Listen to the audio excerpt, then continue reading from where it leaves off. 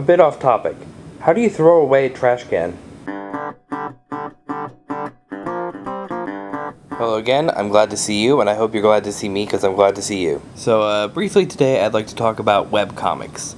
Now, unless you've been living under a rock, you can probably gather that webcomics are comics on the internet. Also, if you've been living under a rock, these comics can range from, like comic strips like XKCD, which is like a joke a shot strip, to superhero type comics like Dr. McNinja.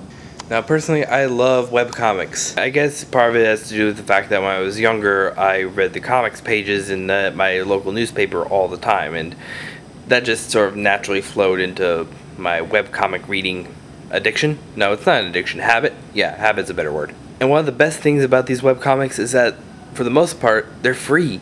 It's not like a newspaper comic where you have to pay for the paper. And it's certainly not like a comic book where you have to pay for that.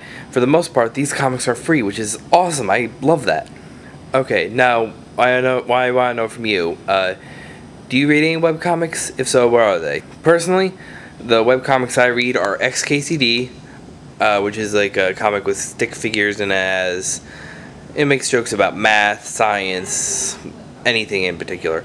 I also read Questionable Content, which is just kind of a weird comic about day-to-day life and music and all that.